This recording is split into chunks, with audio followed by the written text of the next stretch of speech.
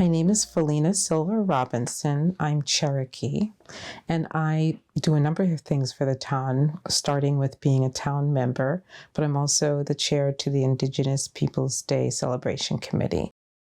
Living in Brookline initially didn't really mean anything because people didn't look at me as being Indigenous. They just saw the color of my skin and assumed that I was African American. Later, when I started to do work with the committee, then it seemed to peak out a little bit, especially when I was working on the Land Acknowledgement, and there were so many people who did not want that Land Acknowledgement to happen because that meant that they had to acknowledge what wrongdoings happened, even if it was before their time. People don't like change. They certainly didn't like the idea that the Land Acknowledgement was going to be read before town meeting.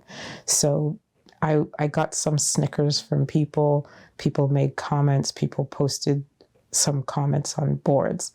But then at the end of the process, I did have people who were very proud of me for sticking up for myself. So I felt a little bit more like I belonged. But before that, I felt like I didn't belong here after all the years that I had lived here. The Land Acknowledgement was created through Warrant Article 20, a year before I started the committee. For me and for most of the townspeople, it is an acknowledgement of wrongdoing for land stolen from the people who were here before us.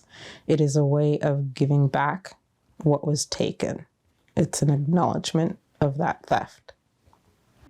This is the unceded land of the Massachusetts people whose traditions, language, and stewardship continue today through their lineal descendants, the Massachusetts tribe of Ponkapog.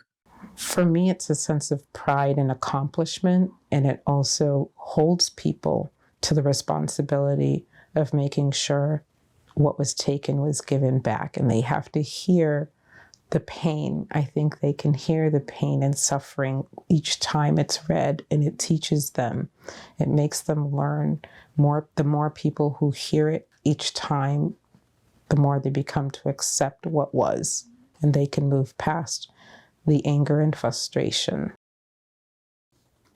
We will continue to have our annual celebration, but we will continue also in off times to find different ways to educate the townspeople. I want, by the end of this, the end of my time anyway on the committee, to have successfully educated as many townspeople as possible and have a rotation of people who are willing and want to become members of the committee.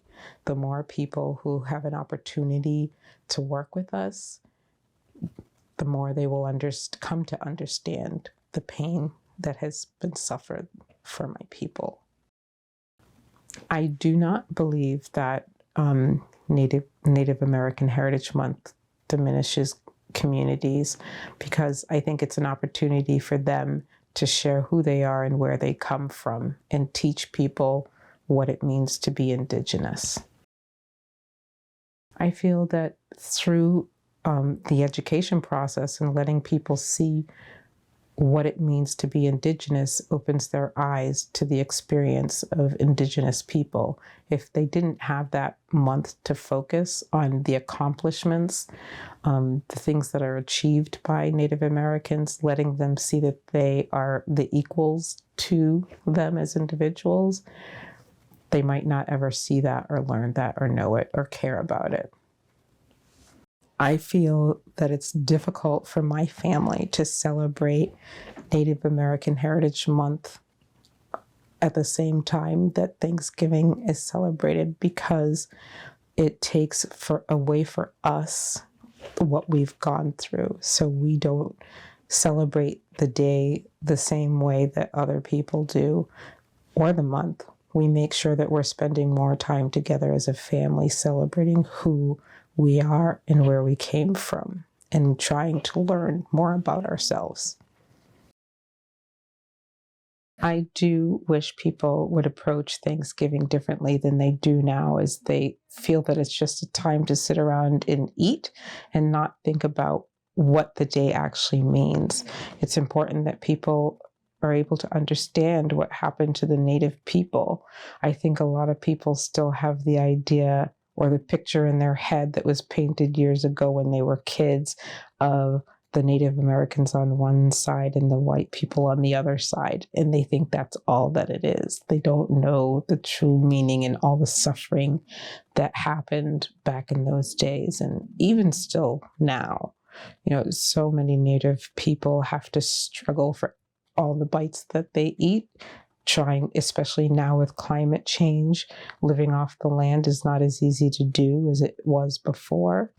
They need to understand all of those things. And I don't think the majority of people see any of the problems that exist for Native people. The other discouraging thing is that more businesses in the town aren't doing more to put the message out there about Native American Heritage Month. We would hope that people outside of the local library would do something.